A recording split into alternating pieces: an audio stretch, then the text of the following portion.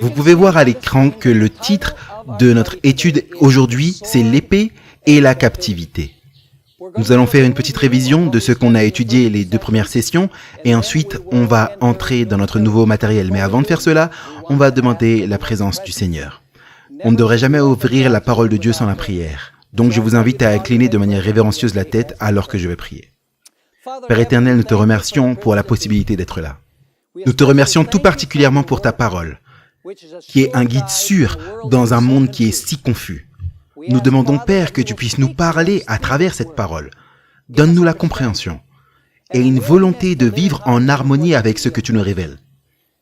Ôte de nos cœurs tout obstacle, toute chose qui pourrait nous empêcher d'entendre ta voix, car nous voulons faire ta volonté. Et nous demandons cela dans le nom précieux de Jésus. Amen. Le titre de cette présentation, c'est « L'épée et la captivité ». Et ce qu'on veut faire premièrement, c'est une révision de ce que nous avons étudié jusque-là. Nous étudions la chaîne prophétique. Nous avons commencé avec quel royaume? Ce qui était là? On a commencé avec Babylone, 604 à 539 avant Jésus-Christ. Ensuite, le second royaume, c'était quoi? Les Mèdes et les Perses, 539 à 331 avant Jésus-Christ. Ensuite, on a le troisième royaume qui était quoi? La Grèce. Et la Grèce a régné de 331 à 168 avant Jésus-Christ. Ensuite, on a une quatrième bête qui était grande et terrible. Et cette quatrième bête représente quel royaume? Elle représente l'Empire romain. Mais alors, après que cette bête ait régné pendant longtemps, elle fait pousser 10 cornes, ce qui signifie que l'Empire romain va être quoi? Il va être divisé. Et il a été divisé. Les nations européennes d'aujourd'hui sont les fruits de la division de l'Empire romain. Elles ont chacune leur langage, leur culture, et cela a été très difficile de les réunir, qu'importe à quel point l'Union européenne a essayé de les rassembler, parce que ces nations sont totalement différentes les unes des autres. Et ensuite, après que l'Empire romain soit divisé en ces 10 royaumes qui sont les nations de l'Europe de l'Ouest, là, au milieu des 10, s'élève quoi? Une petite corne. Et cette petite corne va régner de 538 à 1798, après Jésus-Christ, 1260 années. On va voir ça dans notre étude aujourd'hui. Donc, est-ce que la séquence est claire? On est passé de Babylone, 604, jusqu'à 1798 dans la chaîne prophétique, sans aucune interruption, pas de parenthèse. Un royaume s'élève juste après que le royaume précédent soit tombé. En d'autres termes, il y a une séquence de liens qui se connectent dans la chaîne prophétique. Maintenant, dans notre dernière étude ensemble, nous avons parlé de la petite corne et nous avons donné 7 caractéristiques de la petite corne. J'aimerais réviser les 6 premières et ensuite, on va étudier la caractéristique numéro 7 que nous avons laissée en attente pour cette présentation d'aujourd'hui. Et donc, j'aimerais revoir les 6 points que nous avons étudiés dans notre présentation la dernière fois. Numéro 1, la petite corne s'est élevée, selon la prophétie, après que les 10 cornes soient en place. Laissez-moi vous demander, quand est-ce que les 10 cornes étaient en place? Vous savez en quelle année? L'année 476. Après Jésus-Christ, les 10 royaumes sont là. Donc on doit s'attendre à ce que la petite corne s'élève après l'année 476. Deuxièmement, la petite corne s'élève au milieu des 10. Maintenant, les 10 représentent les nations de l'Europe de l'Ouest. Donc cette petite corne doit s'élever où? Géographiquement, en Europe occidentale. Mais de manière plus spécifique, vu qu'elle s'élève sur la tête de la bête qui représente Rome, la petite corne doit également être quoi? Romaine, de manière plus spécifique.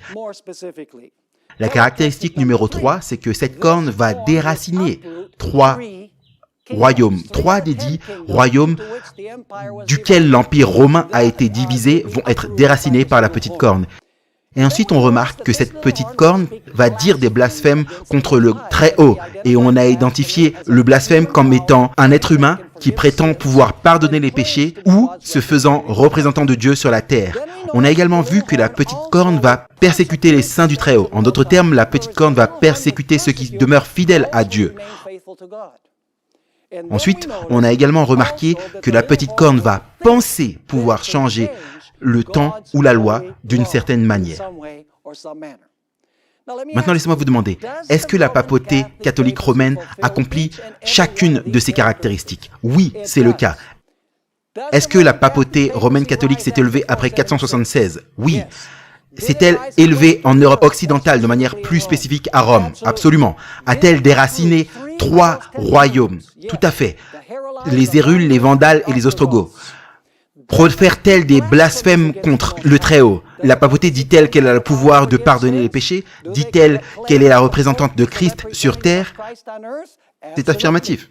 Laissez-moi vous demander, la papauté a-t-elle persécuté les saints du Très-Haut par l'Inquisition et bien d'autres méthodes? C'est tout à fait le cas. La papauté revendique-t-elle avoir changé la sainte loi de Dieu? Oui, la papauté dit ouvertement, nous avons changé le jour d'adoration du sabbat au dimanche sans aucune autorisation biblique. Ils disent, Jésus a donné à l'Église catholique romaine le pouvoir de changer la loi si elle le pensait nécessaire de le faire. Et donc, la petite corne représente la papauté. Maintenant, avant d'aller dans la caractéristique numéro 7, qui est la période de temps durant laquelle la papauté a régné, je dois souligner quelque chose qui est très important. Et c'est que la petite corne de Daniel 7 est la même chose que la bête d'Apocalypse 13. Donc, petite corne et bête sont interchangeables. Et vous allez dire, mais comment est-ce que tu sais ça? Pour 3 raisons. La première, la petite corne et la bête sont dans le même lien de la chaîne prophétique. Ils sont dans la même location de la chaîne prophétique. Numéro 2, la petite corne et la bête accomplissent les mêmes activités. Et numéro 3, la petite corne et la bête ont régné durant la même période de temps. Donc on a 3 raisons pour lesquelles nous savons que la petite corne et la bête représentent la même puissance. Elles sont dans la même location, dans la chaîne prophétique. Deuxièmement, elles font les mêmes actions. Et troisièmement, elles ont régné durant la même période de temps. Et vous allez dire, eh bien, où est-ce que la prophétie nous dit cela? Eh bien, maintenant, il nous faut regarder à ce que la Bible dit à ce sujet. Regardons Apocalypse 13, versets 1 et 2. C'est la première raison pour laquelle la petite corne est la même chose que la bête. Et immédiatement, dans Apocalypse 13, 1 et 2, vous allez voir une connexion avec Daniel 7 qu'on a étudié. Regardez ce qui est dit ici, dans Apocalypse 13, versets 1 et 2. « Puis je me tins sur le sable de la mer, écrit Jean, puis je vis monter de la mer une bête qui avait 10 cornes et 7 têtes, et sur ses cornes 10 diadèmes, et sur ses têtes des noms de blasphème. » Écoutez le verset 2. « La bête que je vis était semblable à un quoi? Un léopard. Ses pieds étaient comme ceux d'un ours, et sa gueule comme la gueule d'un lion. Le dragon lui donna sa puissance, son trône et une grande autorité. » Combien de puissances sont mentionnées dans le verset 2? 4. Y a-t-il un lion? Oui. Y a-t-il un ours? Absolument. Y a-t-il un léopard? Bien sûr. Y a-t-il un dragon? Et soit dit en passant, le dragon a 10 cornes selon Apocalypse 12. Donc, ce que j'aimerais que vous puissiez voir ici, c'est qu'on a la même séquence dans Apocalypse 13 que nous avons dans Daniel 7. La seule différence, c'est que dans Apocalypse chapitre 13, les bêtes sont dans un ordre inversé. Elles ne sont pas dans le même ordre que dans Daniel. Dans Daniel, on a le lion, l'ours, le léopard, le dragon, 10 cornes et la petite corne. Dans Apocalypse chapitre 13, on a, dans l'ordre inversé, on a les 10 cornes, le dragon a 10 cornes, le léopard, ensuite l'ours, ensuite le lion. Maintenant, la question c'est, pourquoi est-ce que Daniel présente les bêtes? Lion, ours, léopard, dragon, 10 cornes et la petite corne? Et Apocalypse 13, Jean présente cela de manière inversée. La raison est toute simple. Daniel vit dans le temps du lion et il regarde en avant, là où Jean vit dans la période du dragon, et il regarde comment? En arrière. Donc on sait que la chaîne prophétique est vraie parce que on a la même séquence, mais dans Apocalypse, elle est inversée parce que Jean vit dans la période de la 4e bête et les 3 premières bêtes sont déjà passées. Est-ce que vous me suivez ou pas? Donc, laissez-moi vous poser une question. Est-ce que la petite corne et la bête sont au même endroit dans la chaîne prophétique? Laissez-moi regarder ça. Lion, ours, léopard, dragon, 10 cornes, petite corne. Apocalypse 13, lion, ours, léopard, dragon, 10 cornes, bête. Donc la petite corne et la bête sont dans la même location dans la chaîne prophétique. La deuxième raison que j'ai mentionnée, c'est que la petite corne et la bête font les mêmes actions. Regardez Apocalypse chapitre 7, le verset 7, et ensuite on va lire le verset 5. Apocalypse chapitre 7. Et il lui fut donné, c'est la bête, tout comme la petite corne, de faire la guerre aux saints et de les vaincre. Laissez-moi vous poser une question. Est-ce que la petite corne a fait la guerre contre les saints et les a vaincus dans Daniel chapitre 7? Absolument, mais il y a plus. Il est dit, et il lui fut donné autorité sur toute tribu, peuple, toute langue et nation. Maintenant, regardez le verset 5. Et il lui fut donné, c'est-à-dire la bête, une bouche. Est-ce que la petite corne avait une grande bouche? Vous pouvez lire ça dans Daniel 7. Donc, la bête a reçu une bouche qui proférait des paroles arrogantes et des blasphèmes. Est-ce que la petite corne proférait des blasphèmes et disait des grandes choses? Maintenant, laissez-moi vous poser la question. Est-ce que la petite corne et la bête accomplissent les mêmes actions? Oui, donc elles doivent représenter la même puissance. Et numéro 3, c'est que la bête et la petite corne ont régné durant la même période de temps. Regardez Apocalypse 13 au verset 5. On va finir de lire le verset 5. Il est dit, il lui fut donné, c'est-à-dire la bête, et il lui fut donné une bouche qui proférait des paroles arrogantes et des blasphèmes. Et il lui fut donné le pouvoir d'agir pendant combien de temps? 42 mois. Et je sais ce que vous vous dites. Vous vous dites, pasteur, ce n'est pas la même période de temps. Parce que dans Daniel, chapitre 7, il est dit, la petite corne a régné un temps et la moitié d'un temps. Et dans Apocalypse 13, il est dit, la bête a régné pendant 42 mois. Comment est-ce que un temps, des temps et la moitié d'un temps peuvent être la même chose que 42 mois? Et cela nous amène dans la 7e caractéristique que nous avons laissée en attente pour cette présentation. L'une des premières choses que j'aimerais que nous puissions savoir, c'est que le mot « temps » dans le livre de Daniel fait référence à une année.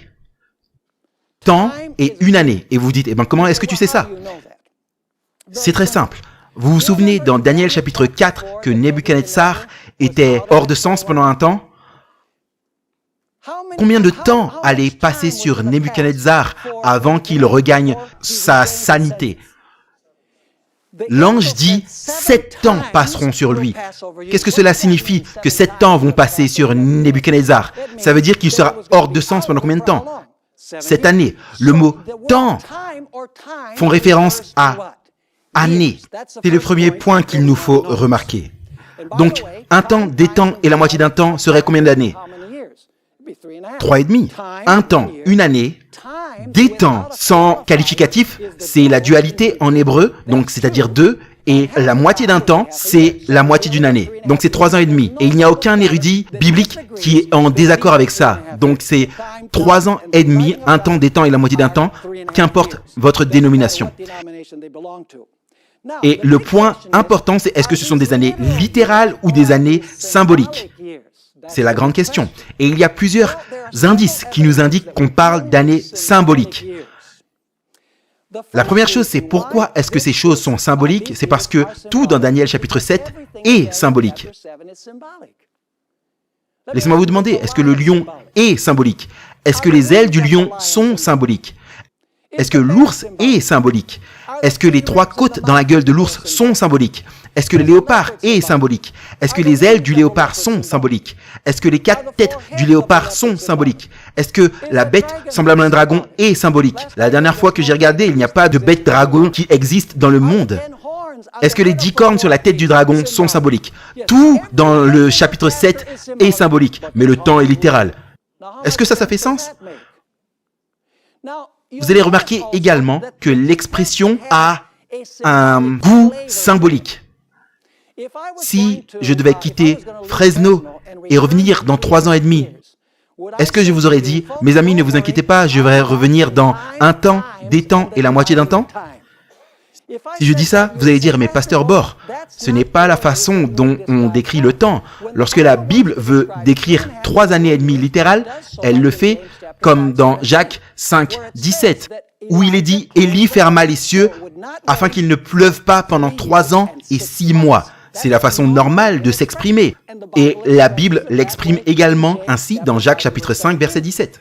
Donc la saveur de l'expression est inhabituelle. Un autre point important, c'est que, et soit dit en passant, je n'ai pas le temps de tout parcourir, ça me prendrait 3 heures pour parcourir un document que j'ai écrit lors de l'un de nos sommets, il y a quelques années, où j'ai présenté 20 raisons bibliques pour le principe un jour, un an. En d'autres termes, 20 raisons pour lesquelles les années de Daniel chapitre 7 sont des années symboliques. Et dans un moment, on va parler de ce qu'on connaît sous le nom de principe un jour, un an. Donc il n'y a pas qu'une seule raison pour laquelle on peut comprendre que cette période de temps est symbolique. Il y a 20 raisons dans la Bible pour lesquelles on peut croire qu'un temps, des temps et la moitié d'un temps est un langage symbolique. Vous voyez, la Bible utilise ce qu'on connaît sous le nom du principe un jour, un an. En d'autres termes, un jour est égal à une année. Et vous allez dire, où est-ce que tu trouves une telle chose dans la Bible? Comme j'ai mentionné, j'ai donné 20 raisons, mais je vais mentionner que quelques versets de la Bible que la Bible a concernant cela. Vous vous souvenez lorsque les espions ont été envoyés pour espionner le pays et 10 d'entre eux sont revenus avec un mauvais rapport et 2 d'entre eux un bon rapport. Donc, qu'est-ce que Dieu dit à Israël? Parce que les espions étaient dans le pays 40 jours, et parce que vous êtes rebelles, vous allez être dans le désert pendant combien de temps? Vous allez être dans le désert 40 années. Il dit, chaque jour, quoi? Une année. Vous avez ici le principe, un jour représente quoi? Une année. Soit dit en passant, c'est dans Nombre 14, 24. Également, dans Ézéchiel 4, verset 6, on trouve le même principe exprimé. J'aimerais lire ce verset. J'aurais espéré qu'on ait le temps pour aller plus loin dans le contexte historique, mais ce n'est pas le cas. Ézéchiel 4, 6, quand tu auras, il parle à Ézéchiel, quand tu auras achevé ces jours, couche-toi sur le côté droit et tu porteras l'iniquité de la maison de Juda pendant 40 jours. Je t'impose un jour, pourquoi? Un jour pour chaque année. Donc, ce qu'il nous faut comprendre, c'est que dans la Bible, un jour est égal à quoi? À une année. Maintenant, voici la grande question. Peut-on savoir combien y a-t-il de jours dans une année? Parce qu'on a affaire à 3 ans et demi. Donc, il nous faut trouver combien de jours c'est 3 ans et demi. Est-ce que vous me suivez? Et alors, les appliquer symboliquement. Peut-on savoir bibliquement combien de jours a une année? Et la réponse c'est non. On n'a aucun endroit dans la Bible qui nous dit que l'année a 360 jours. Donc vous dites, Pasteur Bor, comment peut-on trouver combien de jours c'est 3 ans et demi si la Bible ne nous dit pas combien y a-t-il de jours dans une année? Eh bien, la bonne nouvelle, c'est que la Bible nous dit qu'il existe 12 mois dans une année. Vous pouvez trouver ça dans le livre d'Esther, chapitre 8 et verset 12.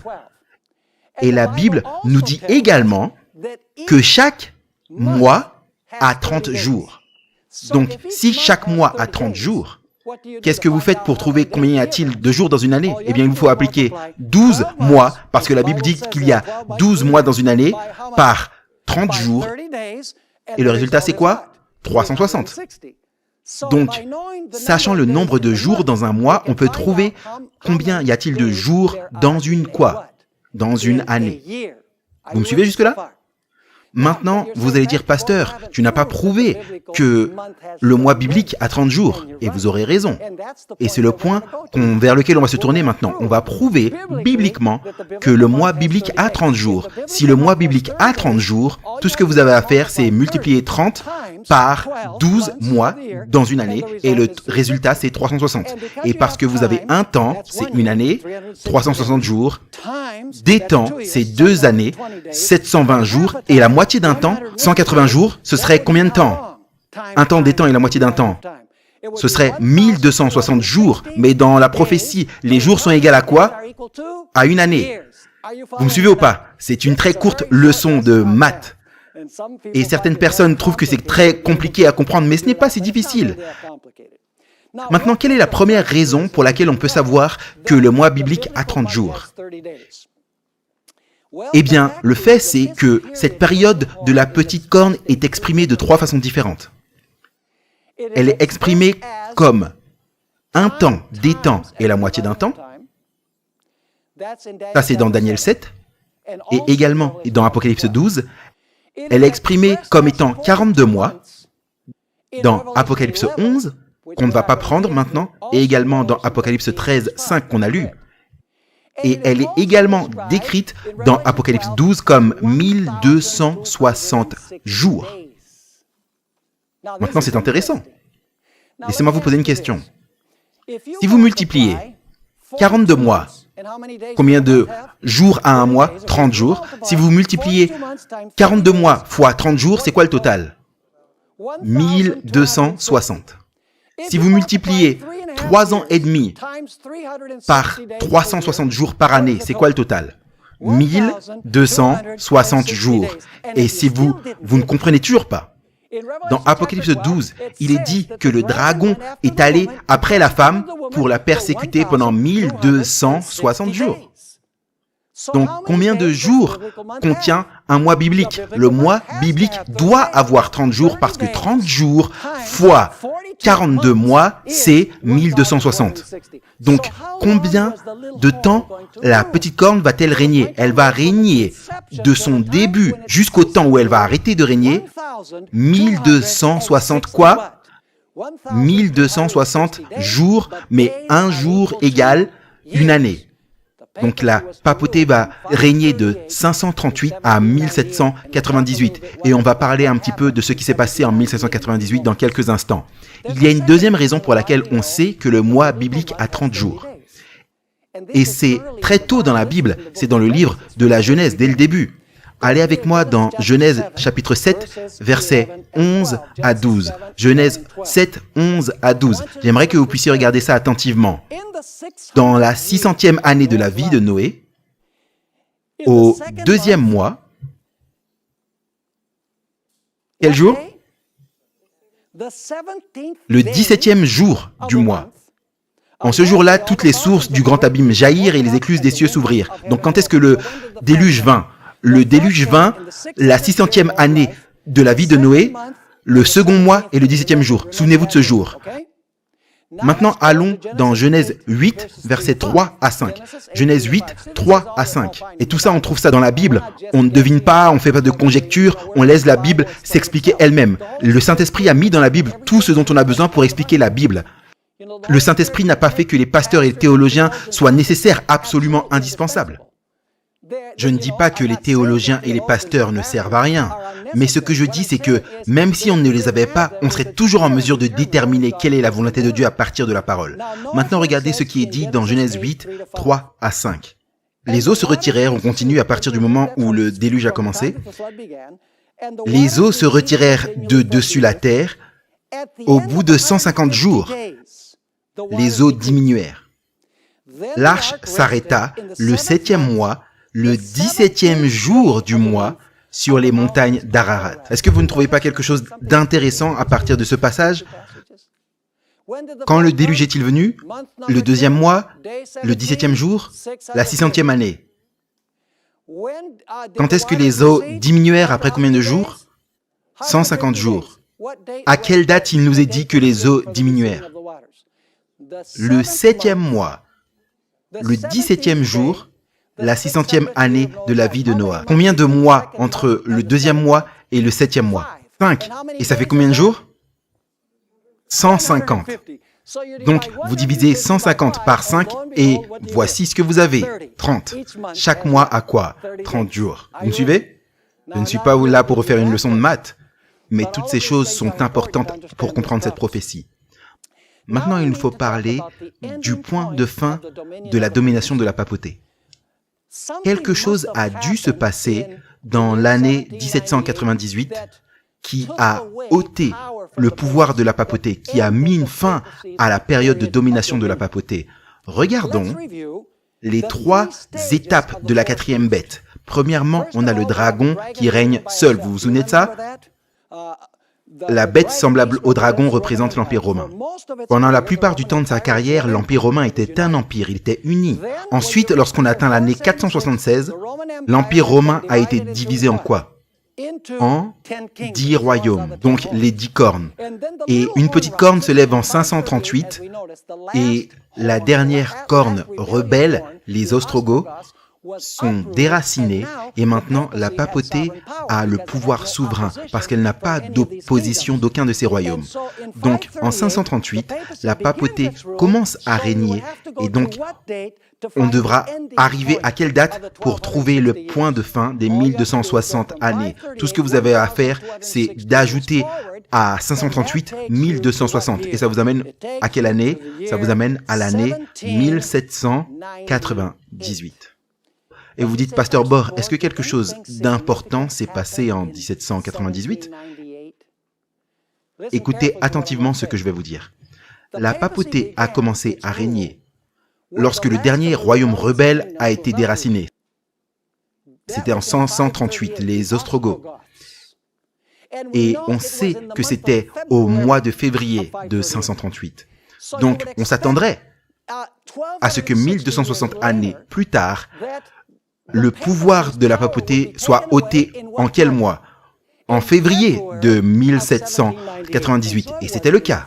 En février 1798, le général Berthier, un des généraux de Napoléon, entra dans la ville de Rome, plus précisément dans la ville du Vatican, dans la chapelle Sixtine, alors que le pape célébrait l'anniversaire de son couronnement. Il a été là où le pape était assis sur son trône. Il l'a ôté de son trône. Il a ôté sa triple couronne. Il a enlevé son sceptre. Il a enlevé ses bagues papales de ses doigts.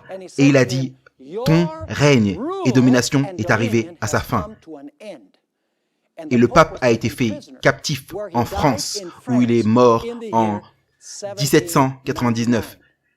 Est-ce que quelque chose d'important s'est passé avec la papauté dans l'année 1798, février 1798? Assurément. Mais maintenant, regardons d'un peu plus près à la description concernant le moment où le pouvoir de la papauté est ôté. Allons dans Apocalypse 13 et le verset 10. Apocalypse chapitre 13 et verset 10. C'est à la fin du temps et la moitié d'un temps, à la fin des 1260 années et des 42 mois. Deux choses sont arrivées à la bête ou à la petite corne, à la papauté. Et il est dit ici dans Apocalypse 13, 10, « Si quelqu'un mène en captivité, il ira en captivité. Et si quelqu'un tue par l'épée, il faut qu'il soit quoi? Tué par l'épée. » Laissez-moi vous poser une question. Est-ce que le pape a mené des gens en captivité? Oui. Quelle était la punition qu'il a reçue? La papauté a été elle-même en captivité. Est-ce que la papauté a tué avec l'épée? Elle a tué avec l'épée. Donc, est-ce que l'épée allait porter un coup mortel à la papauté? Absolument. En d'autres termes, la compréhension correcte du fait que la papauté perde son pouvoir dépend de votre compréhension de l'épée et de la captivité. Si vous comprenez comment la papauté a été blessée par l'épée et comment elle a été menée en captivité, vous allez être en mesure de comprendre cette prophétie. Donc parlons premièrement de l'épée. C'est quoi l'épée qui a blessé la papauté en 1798? Eh bien, certaines personnes disent que c'était la Bible. Parce qu'il y a un verset dans la Bible qui dit que l'épée, c'est la parole de Dieu. Lisons ce verset. Éphésiens chapitre 6 et verset 17 nous dit que l'épée de l'esprit, c'est la parole de Dieu. Il est dit ici, c'est l'apôtre Paul qui écrit, « Prenez aussi le casque du salut et l'épée de l'esprit, qui est la parole de Dieu. » Donc certaines personnes vont dans Apocalypse 13 et elles disent, vous voyez, l'apôtre Paul a dit que l'épée de l'esprit, c'est la parole de Dieu. Donc ce qui a blessé la papauté, c'est la parole de Dieu. Mais il y a un très gros problème lorsque vous interprétez de cette façon. Laissez-moi vous demander, est-ce que la papauté a utilisé la Bible pour tuer les gens? Est-ce que la papauté a utilisé la Bible pour tuer les gens? Non, elle n'a pas utilisé la Bible pour tuer les gens. Et donc, si la prophétie dit que la papauté a utilisé l'épée pour tuer les gens, et que cette même épée qu'elle a utilisée pour tuer va lui donner la blessure mortelle, la papauté n'a pas tué avec la Bible. Donc, cela ne peut pas représenter la Bible. De plus, Certains ont dit, eh bien, vous savez, la réforme protestante a amené la Bible, sola scriptura, et ça a donné à la papauté sa blessure mortelle. Le problème, c'est que le protestantisme a commencé en 1517, et la blessure mortelle n'a pas été donnée avant 1798. De plus, il nous est dit que la papauté est faite captive. La papauté n'a pas été faite captive en 1517 par la réforme protestante. Elle a été faite captive en 1798. Donc il y a plusieurs raisons pour lesquelles cette épée qui a blessé la bête, que cette bête a utilisée pour tuer, ne peut pas représenter la Bible. Donc vous vous dites, Pasteur Bor, que représente l'épée? Il faut que j'explique que dans la Bible, des symboles peuvent être flexibles. Ils ne représentent pas tout le temps la même chose. Il nous faut considérer le contexte. Laissez-moi vous demander, que représente le lion dans la Bible? Est-ce que le lion peut représenter Jésus? Il est le lion de la tribu de Juda. Est-ce que le lion peut représenter le diable? Il rôde comme un lion rugissant, cherchant qui il va dévorer. Est-ce que le lion peut représenter le royaume de Babylone? Oui, on l'a vu dans Daniel 7. Est-ce que le lion peut représenter Judas, le fils de David? Oui, Genèse 49 nous dit qu'il est comme un lion. Chaque fois qu'on voit le lion dans la Bible, ça ne veut pas à chaque fois dire la même chose. Ça peut être flexible. Est-ce que vous me suivez? Je vais vous donner un autre exemple. Qu'est-ce que le levain représente dans la Bible?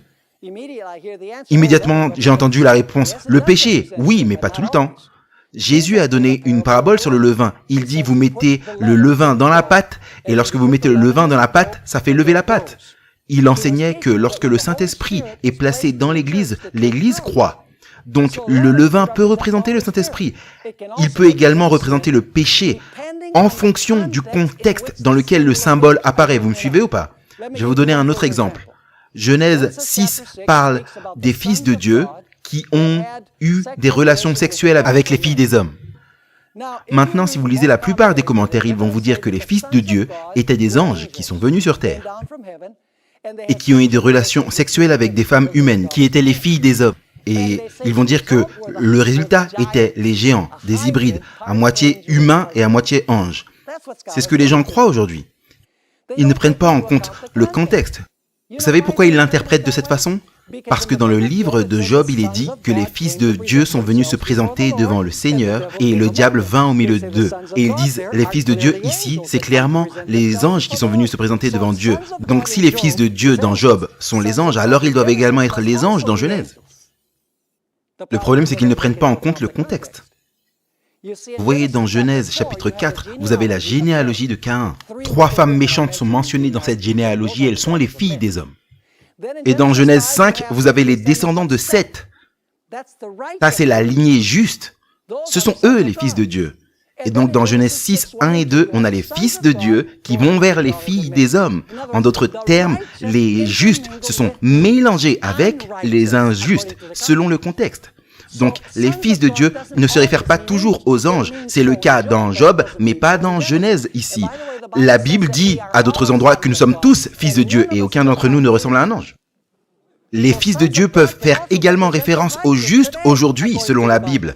Donc, l'épée peut représenter la Bible, mais pas dans Apocalypse 13, parce que dans Apocalypse 13, cette définition ne correspond pas. Vous me suivez ou pas? Donc, la grande question, c'est... qu'est-ce que représente l'épée? Il y a un deuxième passage dans la Bible qui nous dit c'est quoi la deuxième épée. Romains chapitre 13, versets 1 à 4.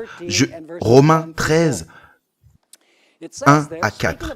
Il est dit là, en parlant du pouvoir civil, que toute âme soit sujette aux autorités qui gouvernent. Car il n'y a point d'autorité qui ne vienne de Dieu, et les autorités qui existent ont été instituées de Dieu. Qui sont les autorités dont il est parlé ici dans ce verset? Le pouvoir civique, le gouvernement. Ok, numéro 2. C'est pourquoi celui qui s'oppose à l'autorité, le gouvernement, résiste à l'ordre que Dieu a établi, et ceux qui résistent attireront une condamnation sur eux-mêmes. Car les magistrats, vous voyez, c'est défini. Car les magistrats ne sont pas à redouter pour une bonne action, mais pour une mauvaise. Veux-tu ne pas craindre l'autorité? En d'autres termes, veux-tu ne pas craindre le gouvernement? Fais-le bien, et tu auras son approbation. Le magistrat, le pouvoir civil, est serviteur de Dieu pour ton bien. Mais si tu fais le mal, crains, car ce n'est pas en vain qu'il porte quoi? Voici, car ce n'est pas en vain qu'il porte l'épée, étant serviteur de Dieu pour exercer la vengeance et punir celui qui fait le mal. Laissez-moi vous demander, est-ce que le pouvoir civil a également une épée? À qui l'épée de l'Esprit appartient? À qui la parole de Dieu appartient? À l'Église. Et comment est-ce que l'Église l'utilise? En prêchant. J'utilise l'épée maintenant. C'est comme ça que l'Église utilise l'épée, en prêchant la parole de Dieu. Laissez-moi vous demander, est-ce que la parole de Dieu, est-ce que cette épée appartient au pouvoir civil? Non. Comment est-ce que le pouvoir civil utilise l'épée? Eh bien, si quelqu'un désobéit aux lois civiles légitimes, peuvent-ils recevoir des amendes? Oui. Peuvent-ils être obligés de faire des travaux d'intérêt généraux? Oui. Peut-on confisquer leurs biens? Oui. Peuvent-ils être emprisonnés? Oui. Et dans certains États, peuvent-ils être exécutés? Absolument. C'est comme ça que le pouvoir civil utilise l'épée. Lorsque vous désobéissez au pouvoir civil, le pouvoir civil utilise l'épée pour vous punir. Vous me suivez? Maintenant, laissez-moi vous demander ceci. Quelle épée la papauté a-t-elle utilisée durant les 1260 années pour détruire et tuer le peuple de Dieu? Tout ce que vous avez à faire, c'est lire l'histoire, les amis. La papauté n'est pas qu'une église, c'est un État. Et elle avait la domination sur tous les pouvoirs civiques, tous les États d'Europe. À chaque fois que le pape demandait à une nation européenne de persécuter ceux qui désobéissaient à l'Église, le pouvoir civil se mettait en place. En d'autres termes, l'épée de l'État était utilisée par la papauté pour faire quoi? Pour persécuter. Laissez-moi vous demander, est-ce que le pouvoir civil s'est levé contre la papauté et a dit « vous n'allez plus l'utiliser » Absolument. Donc en 1798, la France, qui est, soit dit en passant, la première puissance qui a donné l'épée à la papauté, Clovis, roi des Francs, la France est appelée la plus vieille fille de l'Église. C'est elle qui la première a donné à la papauté l'épée. Et cette même nation, en 1798, a dit « tu ne vas plus utiliser l'épée », a ôté l'épée et a donné la blessure mortelle à la papauté. Et vous devez comprendre quelque chose de très important, mes amis. Et c'est que le mot papauté ne fait pas référence à l'Église catholique romaine en tant qu'Église. Le mot papauté définit l'Église catholique romaine en tant qu'Église et État. La capacité de la papauté à utiliser les États du monde pour accomplir ses desseins, ça c'est la papauté. Donc, simplement, l'aspect église du catholicisme romain, c'est pas la papauté. C'est lorsque la papauté peut utiliser les pouvoirs civiques du monde que vous avez le mot papauté. Vous me suivez ou pas? Laissez-moi vous demander, en 1798, lorsque la papauté a reçu la blessure mortelle, est-ce que toutes les portes de l'église catholique romaine se sont fermées? Est-ce que les enfants allaient toujours à l'église? Est-ce que les bébés étaient toujours baptisés? Est-ce que les gens allaient encore se confesser? Est-ce que les gens allaient toujours au sacrement et au service de communion? Assurément, les églises n'étaient pas fermées. La blessure mortelle ne signifie pas que l'église catholique en tant qu'église va cesser de fonctionner. Ce qu'elle signifie, c'est que la partie État, la capacité à utiliser l'État a été ôtée. Et l'État a donné à la papauté la blessure mortelle avec l'épée du pouvoir civil. Levez la main si vous comprenez ce que je dis, ce que le mot papauté signifie. Maintenant, laissez-moi vous lire quelques déclarations des historiens. Les historiens l'ont compris. En voici une. La papauté a été éteinte. Il parle de ce qui s'est passé en 1798. La papauté a été éteinte. L'Église était-elle éteinte? Non, cet historien sait que l'Église continuait d'exister, mais la papauté, c'est ce qu'il dit, qui était éteinte. Pas un vestige de son existence n'a demeuré. Et parmi tous les pouvoirs catholiques romains, pas un doigt s'est levé en sa défense. Si cela se passait durant le Moyen-Âge et que la papauté était attaquée, toutes les nations se seraient rassemblées contre le pouvoir qui attaquait la papauté. Et maintenant, cet historien dit « aucune nation n'a levé le petit doigt pour défendre la papauté ». Cet historien continue à écrire. La ville éternelle n'avait plus de prince ou de pontife. Son évêque mourait captif en terre éloignée. Et le décret avait déjà annoncé qu'aucun successeur ne serait autorisé à prendre sa place. Un autre historien dit « N'est pas étonnant que la moitié de l'Europe a pensé que le veto de Napoléon serait suivi. Le veto de Napoléon, c'était que plus aucun pacte ne serait élu. » Donc ce n'est pas étonnant que la moitié de l'Europe pensait que le veto de Napoléon serait suivi et que le pape, la papauté était morte. Pas l'Église, la papauté était morte. C'est intéressant de voir que les historiens décrivent la papauté comme étant quoi? Morte, car elle a reçu la blessure mortelle. Un autre historien dit: des multitudes ont imaginé que la papauté était au point de quoi? De mourir. Et on demandait si Pie VI était le dernier pontife et que la fermeture du XVIIIe siècle serait signalée par la chute de la dynastie papale. Une citation suivante, en fait deux. Voici un autre historien.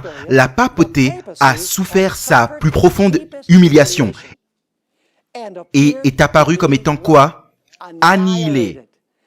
La Révolution, c'est la Révolution française. Soit dit en passant, la blessure mortelle était le point culminant de la Révolution française. La Révolution lui a aussi porté la blessure. Intéressant. La blessure qui semblait ne pas vouloir guérir jusqu'à quand?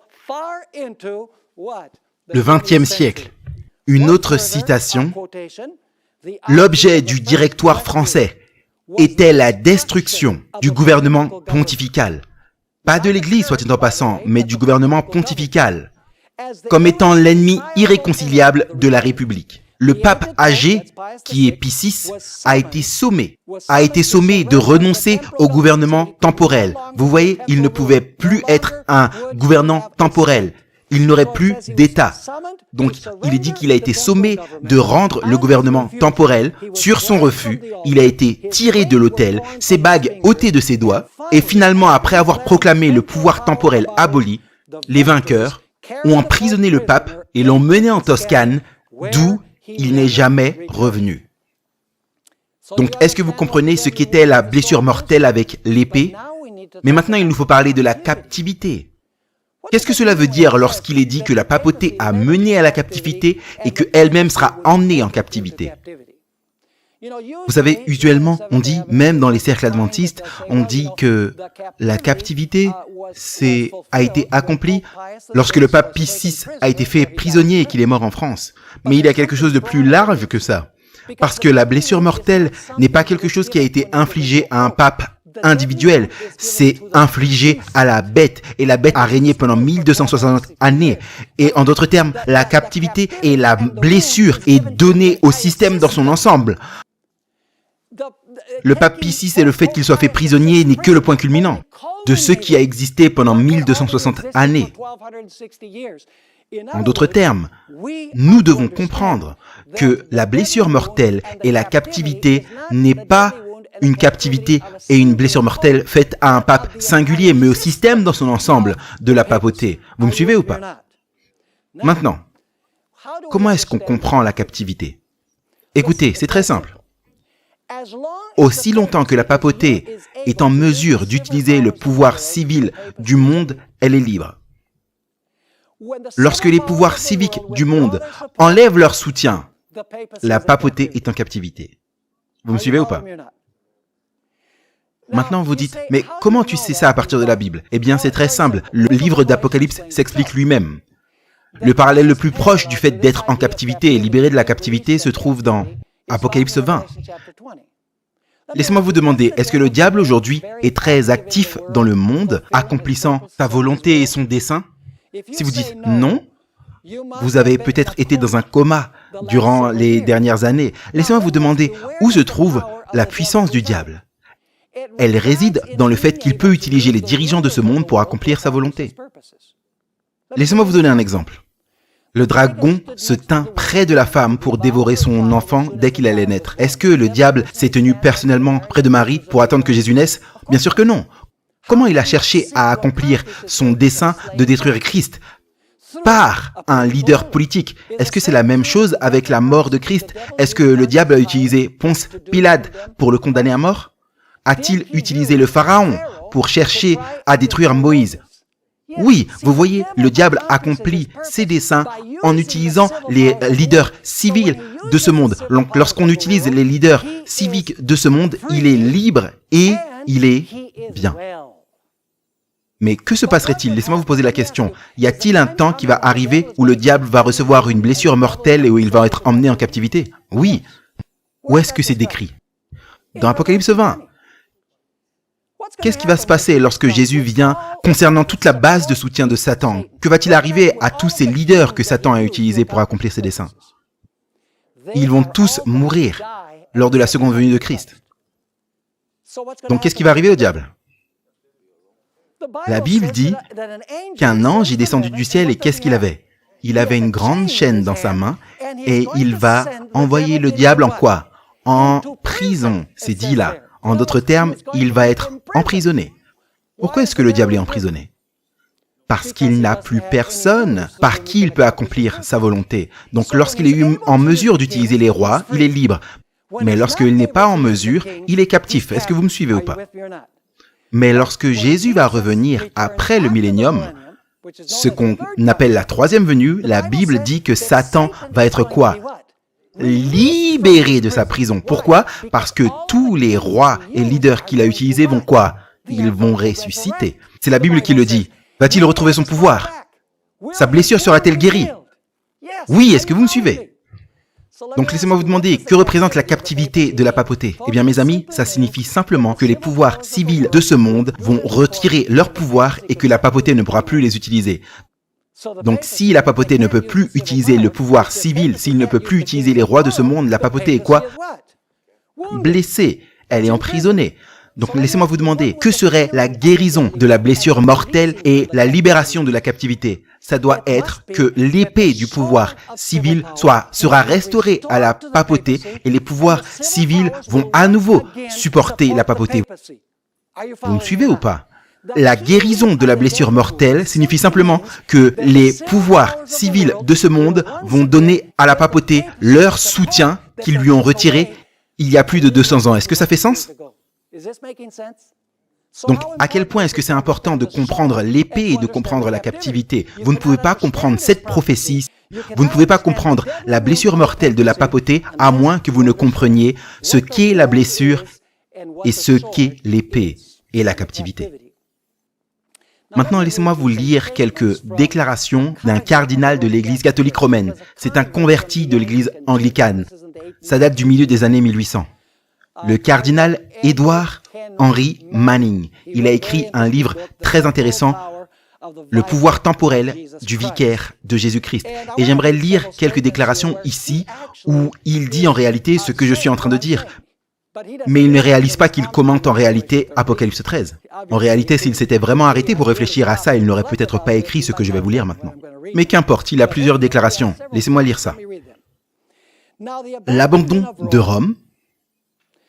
Et laissez-moi expliquer ce que cela signifie. Vous vous souvenez que Constantin a déplacé le siège de l'empereur à Constantinople et a laissé le trône vacant dans l'Empire romain de l'Ouest. Vous vous souvenez également que le dernier empereur romain a été déposé en 476 et qu'après il n'y a plus eu d'empereur dans l'Empire romain d'Occident. Donc voilà ce que signifie l'abandon de Rome. Il n'y avait plus aucun ruleur civil à Rome, donc maintenant qui va prendre la place de leader civil? Le peuple l'a fait. Écoutez ce qu'il dit. L'abandon de Rome a été quoi? S'il a eu besoin d'être libéré lorsqu'il y avait un empereur, c'est qu'il a dû être quoi? Il a dû être captif ou emprisonné. Vous me suivez ou pas? L'abandon de Rome a été la libération du pontife, c'est-à-dire du pape. Qu'importe les exigences d'obéissance que les empereurs aient pu faire, et qu'importe les choses auxquelles le pape a dû consentir, l'ensemble de la relation précédente anormale et annulée encore et encore par les vices et les outrages des empereurs a finalement été dissoute par un pouvoir supérieur. Écoutez attentivement maintenant. La providence de Dieu, je mettrai cela en question, a permis à une succession d'irruptions. Là, il parle de l'invasion des barbares. Les Goths, les Lombards, les Hongrois ont fait quoi? Désolé l'Italie. Et lui a effacé tout reste d'empire. Et lorsque cela s'est produit, qu'est-ce qui est arrivé? Le pontife s'est trouvé quoi? Seul.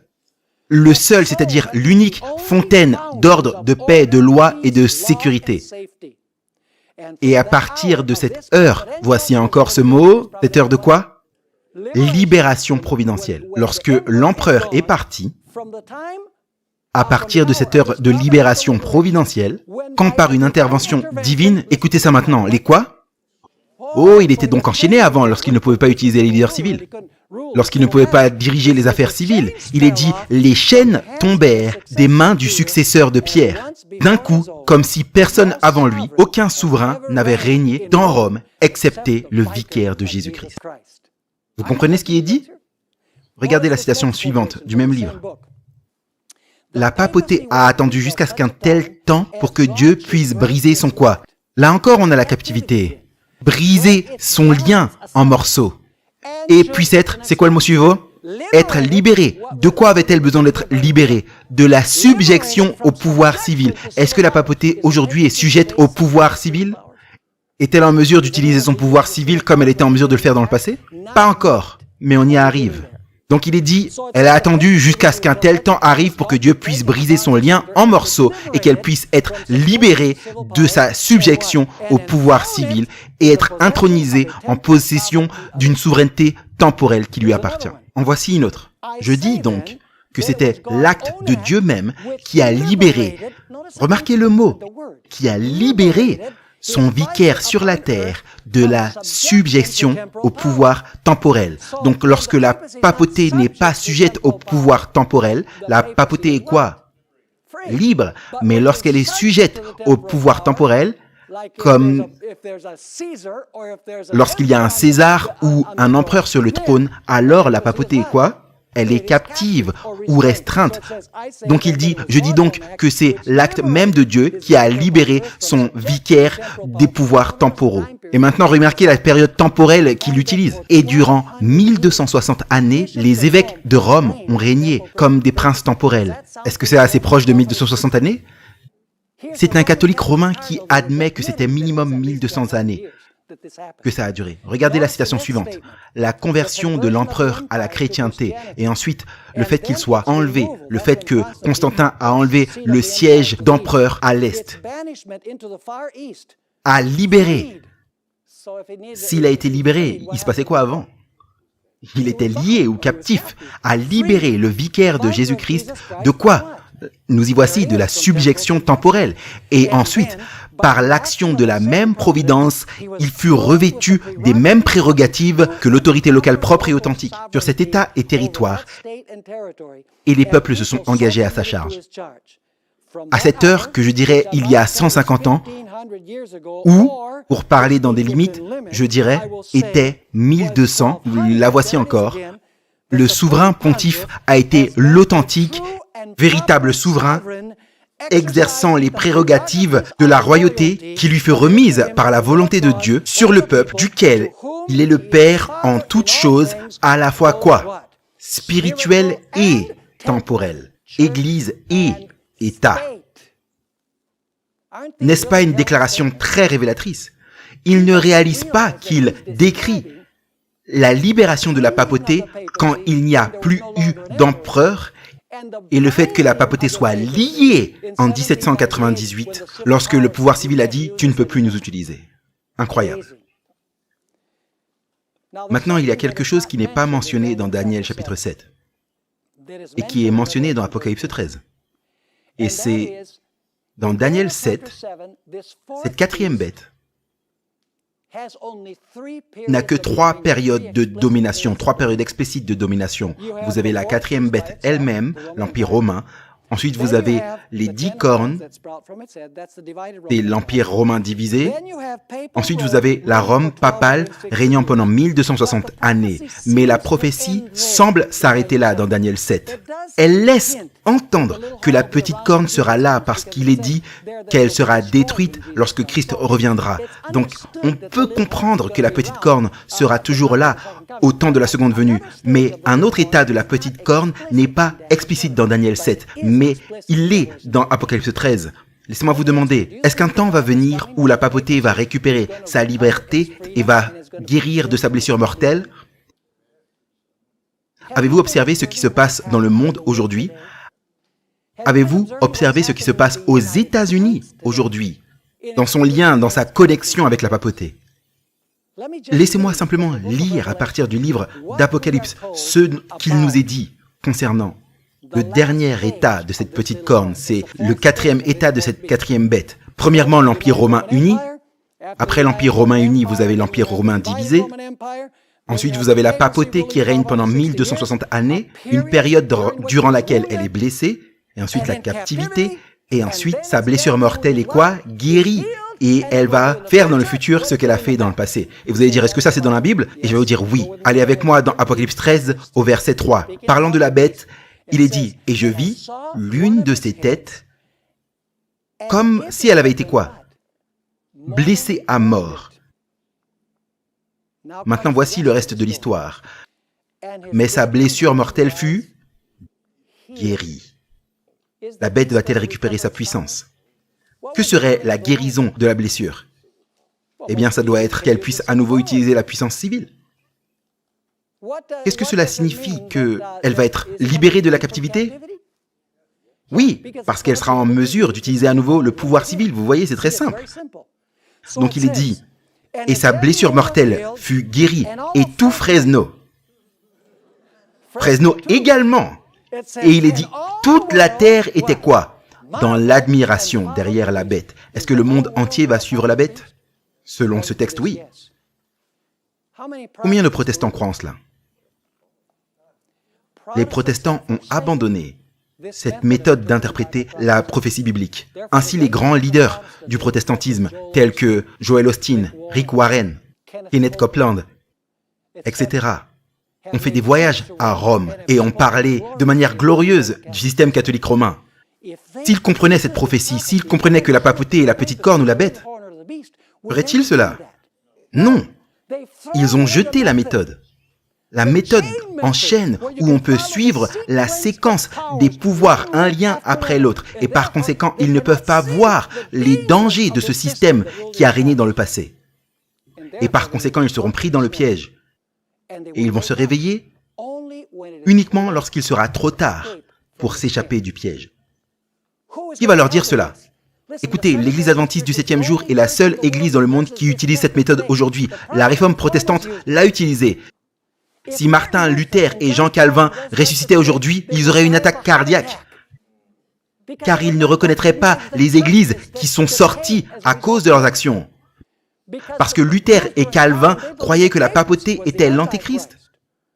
Mais aujourd'hui, si ce n'est les adventistes, il n'y a pratiquement personne qui croit en cela. Quel est le lien suivant dans la chaîne? Qui va restaurer le pouvoir de l'épée et libérer la papauté de sa prison? Mes amis, c'est la partie la plus incroyable de cette prophétie. Ça va être la puissance la plus improbable du monde qui va restaurer l'épée de la papauté. Et le monde entier va suivre l'exemple de cette nation. Et vous allez dire, c'est quoi cette nation qui serait dans son bon sens pour faire cela? Libérer la papauté et redonner l'épée à la papauté.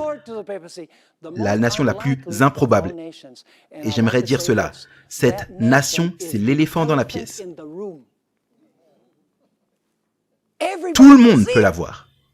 Mais en même temps, personne ne la voit. Ne ratez pas notre prochain épisode qui sera très intéressant.